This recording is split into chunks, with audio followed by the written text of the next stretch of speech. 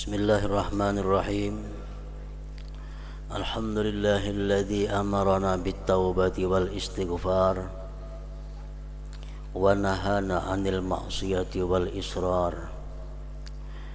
Asyhadu an la ilaha illallah wahdahu la syarika lah al-malikul ghaffar wa asyhadu anna sayyidana Muhammadan 'abduhu wa rasuluhul mukhtar. Allahumma salli wa sallim wa barik ala sayyidina Muhammadin imamil abrar wa ala alihi wa ashabihi wa dhurriyyatihil akhyar, amma ba'd. Yang kita hormati dan kita cintai para habaib, para alim ulama, para muhibbin hadirin dan hadirat rahimakumullah. Pertama-tama selalu kita memanjatkan puji dan syukur kehadirat Allah Subhanahu wa ta'ala, yang mana dengan pertolongan dan hidayahnya kita pada saat ini, pada malam ini dapat kembali berkumpul bersama-sama di majelis yang penuh berkah ini. Dan juga yang kedua, salawat dan salam tidak lupa kita haturkan kepada junjungan kita Nabi besar Muhammad sallallahu alaihi wasallam dan kepada seluruh keluarga, para sahabat, zuriat dan para pengikut beliau. Para muhibbin rahimakumullah, Al-Thamin wal Arba'un min Suwaril Quran, Suratul Fathi Madaniyatun wa ayatuha tis'u wa ishrun. Yang ke-48 daripada surah-surah dalam Al-Quran, yaitu surat yang bernama Al-Fatah. Surat Al-Fath ini diturunkan sesudah Rasulullah sallallahu alaihi wasallam hijrah ke Madinah, dan ayat-ayatnya berjumlah 29 ayat. Bismillahirrahmanirrahim. Inna fatahna laka fatham mubina liyaghfira lakallahu ma taqaddama min dzambika wa ma ta'akhkhar wa yutimma ni'matahu 'alaika wa yahdiyaka siratan mustaqima wa yansurakallahu nasran aziza. Demikian ayat 1 sampai ayat 3 dari surat Al-Fath ini. Artinya adalah Inna fatahna laka fatham mubina, sesungguhnya kami memberikan kepada engkau wahai Muhammad satu kemenangan yang nyata, agar mengampuni Allah bagi engkau daripada dosa engkau yang telah lalu dan dosa engkau yang akan datang, dan agar Allah menyempurnakan nikmat-Nya atas engkau dan memberi petunjuk kepada engkau ke jalan yang lurus. Dan Allah akan menolong engkau akan pertolongan yang sangat kuat. Para muhibbin rahimakumullah, menurut para mufassirin, para ahli tafsir, surat Al-Fath ini diturunkan oleh Allah Subhanahu wa ta'ala kepada baginda kita Rasulullah sallallahu alaihi wasallam, di mana disebutkan bahwa Rasulullah sallallahu alaihi wasallam pada tahun yang ke-6 daripada hijrah, beliau berangkat meninggalkan Madinah menuju kota Mekah untuk berumrah. Setelah 6 tahun Rasulullah meninggalkan kota Mekah, beliau rindu untuk melihat kampung halamannya, kota Mekah Al-Mukarramah. Dan beliau berangkat dari Madinah membawa 1.400 orang sahabat dan 770 unta yang akan disembelih di kota Mekah. Para muhibbin rahimakumullah, begitu Rasulullah dan para sahabat sampai di suatu tempat yang bernama Hudaybiyah, sudah parak lawan Makkah kurang lebih 40 km, satu marhalah. Rasulullah sampai di Hudaybiyah itu, maka beliau mengutus Sayyidina Utsman untuk ke Mekah, mengabarkan kepada orang Mekah bahwa Rasulullah SAW dan para sahabat akan masuk kota Mekah untuk ziarah, untuk tawaf di Baitullah, untuk melaksanakan umrah. Dan Rasulullah dan para sahabat itu datang ke Mekah bukan tujuan untuk memerangi penduduk Mekah. Akhirnya Utsman berangkat ke Mekah. Rasulullah menunggu 40 km di luar kota Mekah. Begitu Utsman sampai di Mekah, Utsman kabarkan berita itu kepada orang-orang Quraisy. Orang Quraisy menawan Sayyidina Utsman. Sayyidina Utsman ditahan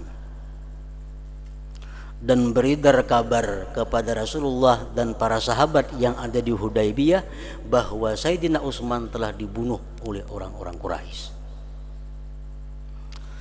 Begitu mendengar kabar demikian, maka Rasulullah pun dengan para sahabatnya merencanakan satu rencana untuk masuk kota Mekah sekaligus untuk berperang dengan penduduk Mekah karena mereka dianggap telah membunuh Sayyidina Utsman. Mendengar kabar demikian bahwa Rasulullah akan masuk Mekah dengan berperang, orang Mekah khawatir, orang Mekah takut. Akhirnya mereka membebaskan Sayyidina Utsman dan mereka bersuluh berdamai kepada Rasulullah dengan satu perjanjian bahwa Rasulullah dan para sahabat tahun depan boleh masuk Mekah berumrah, sedangkan tahun ini tidak boleh. Akhirnya Rasulullah SAW dan para sahabat bertahallul di Hudaybiyah dan beliau beserta rombongan pulang ke Madinah dalam keadaan sedih dan sakit hati. Disitulah Allah menurunkan ayat tadi, inna fatahna laka fatham mubina liyaghfira lakallahu ma taqaddama min dzambika wa ma ta'akhkhar wa yutimma ni'matahu 'alaika wa yahdiyaka siratan mustaqima wa yansurakallahu nasran aziza. Begitu ayat itu diturunkan kepada Rasulullah sallallahu alaihi wasallam, maka beliau pun bersabda, laqad unzilat alayya laylata ayatun ahabbu ilayya mimma 'alal ardi, akhrajahul Bukhari. Kata Rasulullah, sungguh diturunkan atasku tadi malam satu ayat, yang mana ayat itu lebih kucintai daripada sesuatu yang ada di atas permukaan bumi ini. Jadi ayat 1 sampai 3 tadi ayat yang sangat menyenangkan Rasulullah sallallahu alaihi wasallam. Ayat yang sangat menghibur dan membanggakan kepada Rasulullah sallallahu alaihi wasallam.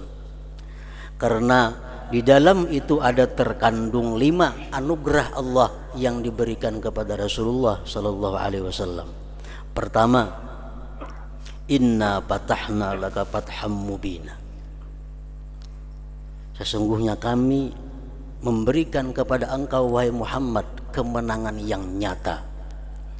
Menurut para ahli tafsir maksudnya adalah Rasulullah mendapat kepastian dari Allah bahwa satu saat nanti beliau akan dapat merebut menguasai kota Mekah itu. Yang kedua, beliau dijelaskan oleh Allah dijauhkan dari segala macam dosa, baik yang telah lalu maupun yang akan datang. Yang ketiga, beliau mendapat kesempurnaan nikmat dari Allah Subhanahu wa taala. Itmamun ni'mah wa yutimma ni'matahu 'alaika. Allah menyempurnakan nikmatnya atas engkau. Nah, para muhibbin rahimakumullah. Kesempurnaan nikmat itu adalah apabila kita bisa menggunakan nikmat, apalagi menghabiskan nikmat itu untuk keridaan Allah Subhanahu wa taala. Itu disebut namanya kesempurnaan nikmat. Kita diberi Allah tubuh, diberi Allah kesehatan. Bila kita gunakan tubuh dan kesehatan ini, bahkan kita hancurkan tubuh dan kesehatan ini untuk taat kepada Allah, berarti kita dapat nikmat yang sempurna dari Allah Subhanahu wa taala. Rasulullah SAW diriwayatkan oleh Siti Aisyah radhiyallahu anha sembahyang sampai bengkak kakinya. Kata Siti Aisyah, wahai Rasulullah, pian ini sudah kada berdosa lagi.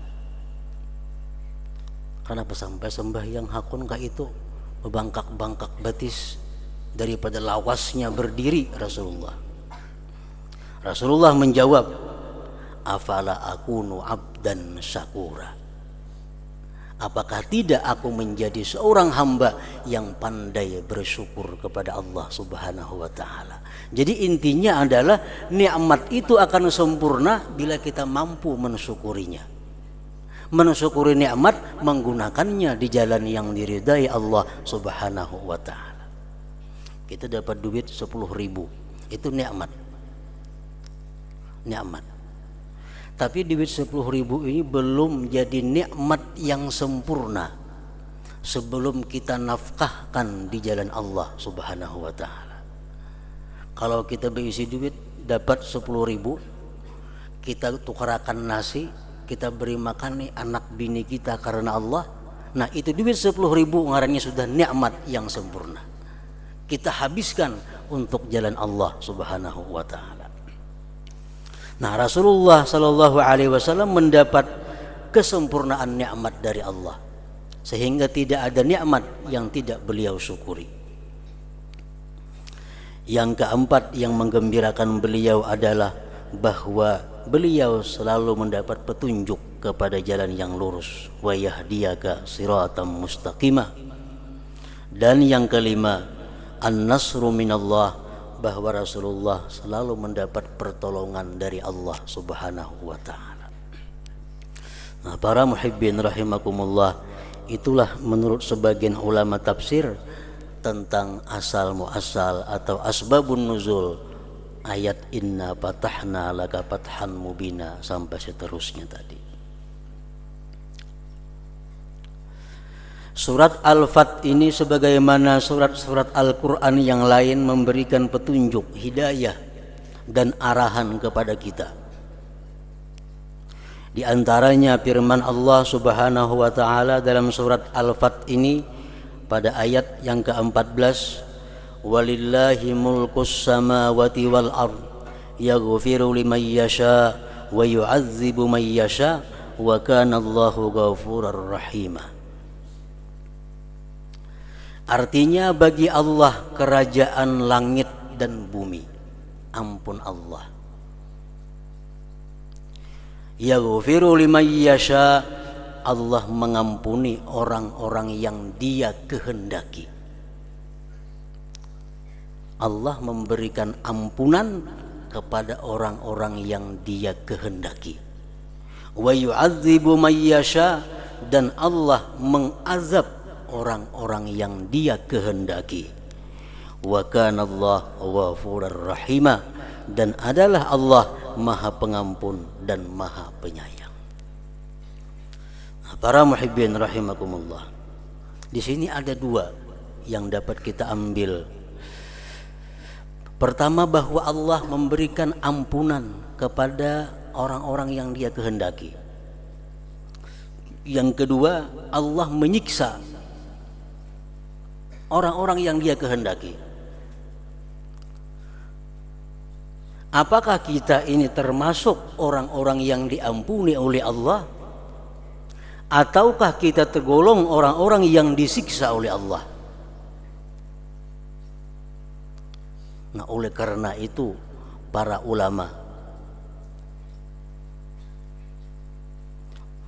membikin satu atau beberapa alamat-alamat, tanda-tanda siapa-siapa gerangan orang yang dapat ampunan Allah, siapa-siapa orang yang dapat siksaan Allah, agar manusia bisa mengetahui dirinya, bisa menilai dirinya. Bila mana tergolong orang yang diampuni Allah, itu merupakan nikmat yang wajib disyukuri.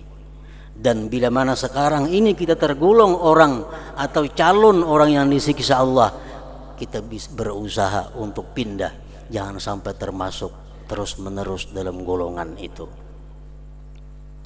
Nah, mereka mengatakan bahwa alamat orang yang diampuni Allah Subhanahu wa ta'ala dosanya ada 5 tanda. Orang ini dapat maghfirah, ampunan Allah. Yang pertama tandanya itu ayyudawimat taubah. Orang itu selalu mengekali tobat. Orangnya selalu bertobat kepada Allah.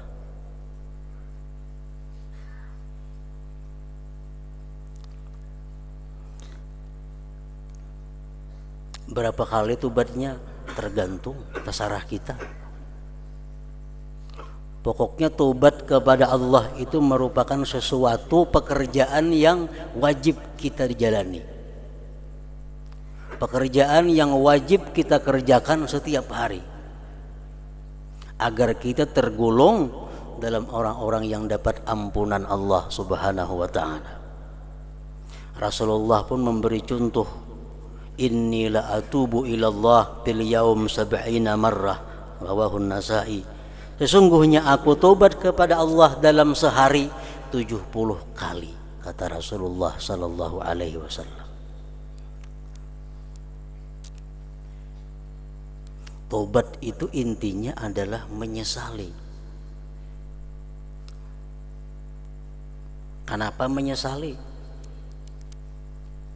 Karena melakukan sesuatu yang menyakitkan.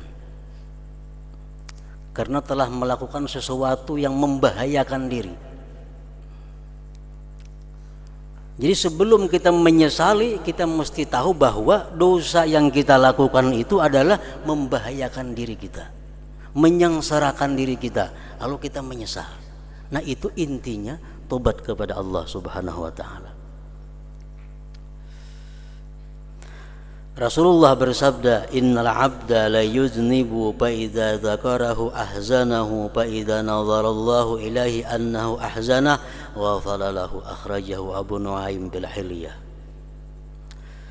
Kata Rasulullah, seseorang hamba dia berbuat dosa, baik dosa besar kah, dosa kecil kah, pokoknya seorang hamba ini berbuat dosa. Apabila dia ingat dengan dosa itu, dia sedih. Ingat lawan dosa, sedih. Ingat lawan dosa, sedih.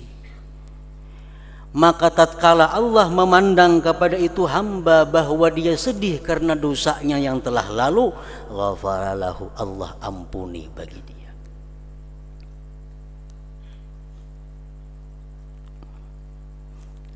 Dalam hadis yang lain Rasulullah menyatakan sebagaimana dikutip oleh Imam Al-Ghazali dalam kitab Ihya Ulumuddin, bahwa kata Rasulullah ada dosa yang membawa seorang hamba ke surga. Ada dosa yang membawa hamba ke dalam surga. Sahabat bertanya, bagaimana yang demikian wahai Rasulullah? Dia berbuat dosa, kata Rasulullah, kemudian dia sakit hati, kemudian dia menyesal, kemudian dia sedih. Ingat dosa, dia sedih. Ingat dosa, dia sedih. Ingat dosa, dia sedih. Setiap kali dia sedih, dia akan dapat ampunan Allah Subhanahu wa ta'ala. Setiap kali dia sedih, dapat ampunan Allah Subhanahu wa ta'ala. Nah, jadi tanda orang yang mendapat ampunan Allah itu adalah, pertama, dia mengekali tobat. Tidak pernah hilang dosa-dosa yang telah lalu dalam ingatannya. Dia ingat dulu pernah melakukan dosa ini, melakukan dosa itu, dosa macam-macam. Ingat, sedih, ingat, sedih. Yang kedua, tandanya orang yang mendapat ampunan Allah, ayyukhalita bis-salihin, bahwa orang itu suka berkumpul dengan orang-orang salihin. tandanya orang nang diampuni Allah dosa-dosanya itu katuju bakawan, katuju bakumpul, katuju bagabung dengan orang-orang salihin. Yang ketiga tandanya ayyuqbila 'ala ta'ah, bahwa dia selalu berhadap atas taat kepada Allah. Orang ini selalu rajin untuk ibadah kepada Allah, selalu tidak mendapat halangan dan rintangan untuk melakukan taat. Ini tanda orang sukses, tanda orang yang diampuni Allah. Ibadah apapun yang hendak dia lakukan selalu mulus, selalu kada rintangan dan halangan. Ada orang bila hendak beribadah ada halangan, hendak memperbuat ini ada halangan, sehingga kada terlaksana ibadahnya. Nah kalau kita demikian, kita waspada dengan diri kita. Jangan-jangan kita kada tergolong orang yang dapat ampunan Allah Subhanahu wa ta'ala. Malam ini hendak bangun kayaknya pukul 3 nah, sembahyang tahajud. Pukul 3 tak bangun. Malam ini hendak bangun pukul 4. Bangun pas pukul 6. Malam esok kayak itu pulang, malam esok kayak itu pulang. Alarm 2 biji diandak kayak itu ada bangun. Nah, bila kita macam itu, kita waspada. Sako tagulong orang nang kada termasuk dalam ampunan Allah Subhanahu wa ta'ala. Sebabnya apa? Orang yang tergolong dalam ampunan Allah selalu sukses, selalu mudah, selalu terlaksana ibadah yang dia rencanakan, ibadah yang dia inginkan.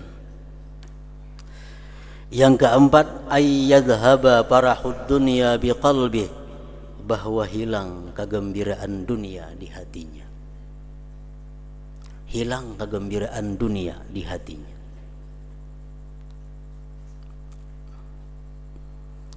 Contohnya, kalau kita datang duit untung usaha kita 1 juta rupiah, dapat duit keuntungan 1 juta, suka kita, gembira kita karena duit dapat 1 juta. Nah bila kita macam itu membahayakan kita. Dapat anugerah dunia, dapat nikmat dunia, kita gembira, ingat situ aja, itu membahayakan kita. Yang selamat macam apa? Kalau kita dapat anugerah dunia, dapat duit 1 juta, kita gembira bahwa ini adalah nikmat Allah dan ini akan kugunakan untuk kebaikan, untuk hal-hal yang diridai Allah.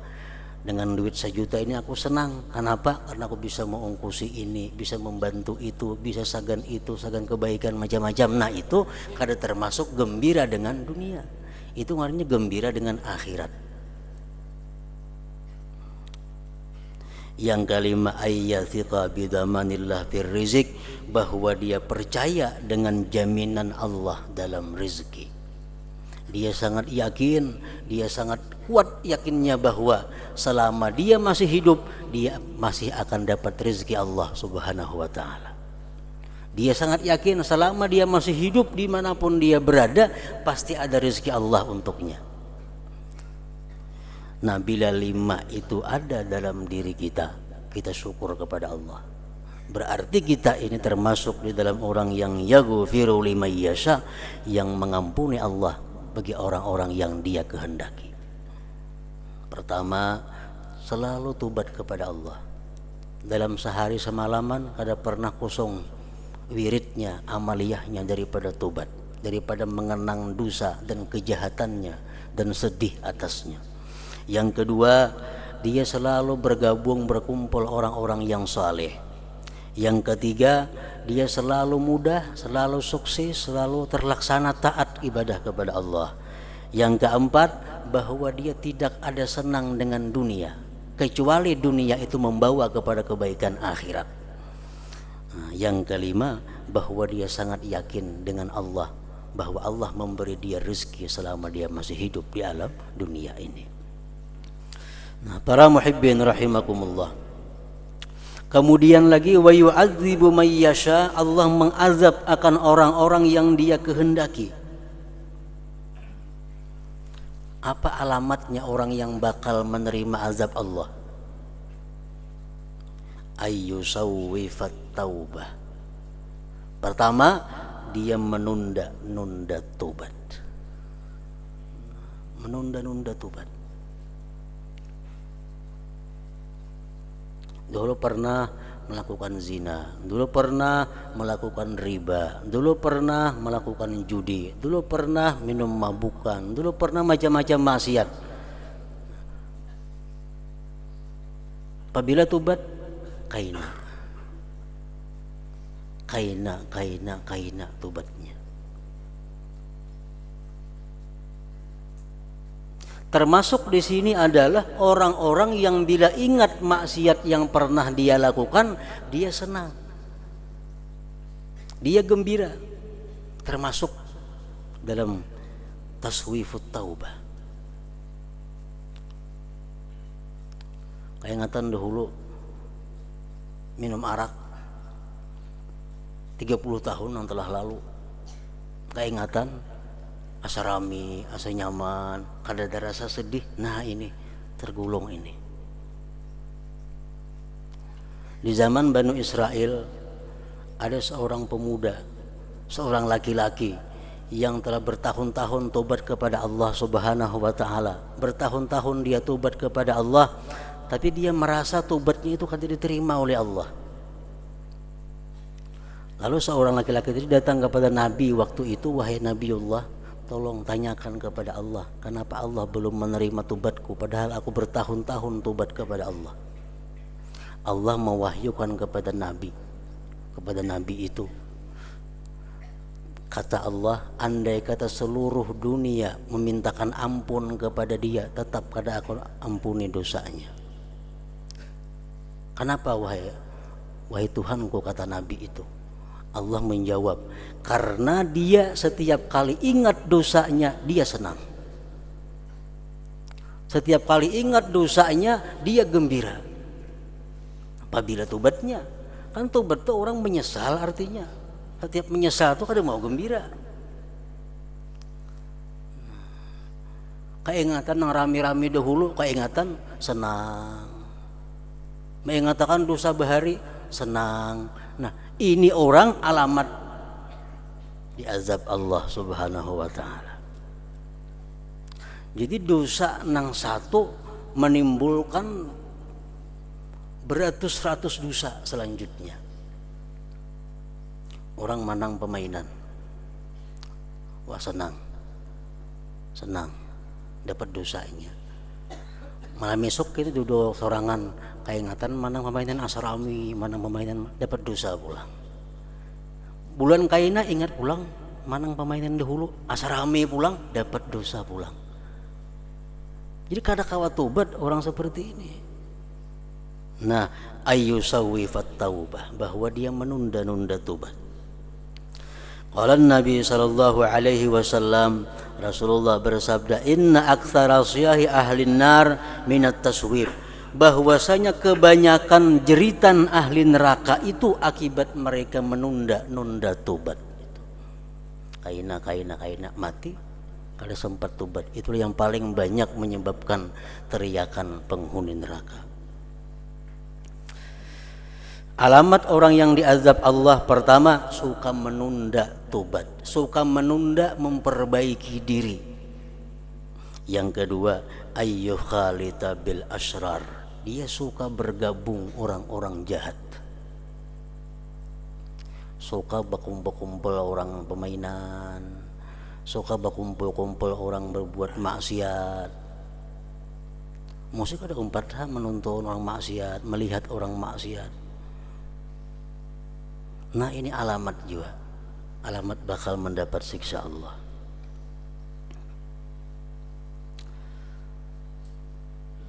Sebagian orang salih mengatakan, man sahibal akhyar ja'alahullah minal akhyar wa in kana minal asrar, wa man sahibal asrar ja'alahullah minal asrar wa in kana minal akhyar. Artinya siapa bakawan orang-orang yang baik, maka nantinya Allah jadikan dia orang baik walaupun dia orang yang jahat. Orang ini jahat tapi suka datang kepada orang saleh, suka datang kepada orang nang baik, suka bakawan lawan orang nang baik-baik, pasti Allah akan jadikan dia orang yang baik. Wa man sahibal asrar ja'alahu Allah minal asrar wa in kana minal akhyar. Siapa yang suka bakawan orang jahat, Allah jadikan dia orang jahat walaupun dia orang baik. Penuntut ilmu, ahli ibadah, melihat orang badum singgah duduk, lihat orang beribun singgah melihat, lihat orang pemainan umpat melihat. Akhirnya orang ini dijadikan Allah jahat. Wa man sahibal asrar ja'alahu Allah minal asrar wa in kana minal akhyar. Yang ketiga, ayyak salapit ta'ah, malas dalam taat. Malas dalam taat. Awak kada garing, awak kada garing, kesibukan kadada, kesibukan kadada, waktunya kosong. Ya tuh kada kawainya berbuat taat kepada Allah, malas. Nah ini alamat orang yang akan diazab Allah.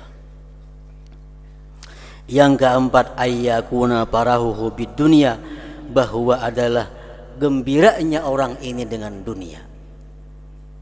Ini diberi ilmu enggak ada gembira, hendak amalan enggak ada gembira, hendak wiritan yang baik enggak ada gembira, hendak duit nah baambungan masukannya. Nah ini orang gembiranya dengan dunia, alamat juga. Yang kelima, ayyastagila birrizq wa yansar razik, dia selalu sibuk dengan rezeki tetapi dia lupa kepada yang memberi rezeki, Allah Subhanahu wa taala. Nah, lihat-lihat dalam diri kita. Nah, mana nang lima tuh ada. Bila kalimanya pol berarti. Satu, suka menunda tobat. Dua, ketujuh bakawan orang nang jahat-jahat. Nang ketiga, malas berbuat taat. Yang keempat, yang bisa menyenangkan hatinya hanyalah dunia. Yang kelima, dia sibuk urusan rezeki dan lupa kepada yang memberi rezeki, Allah Subhanahu wa taala. Nah, mudah-mudahan kita dimasukkan Allah Subhanahu wa taala dalam golongan orang-orang yang mendapat ampunannya. Ila hadratin Nabi sallallahu alaihi wasallam. Al-Fatihah.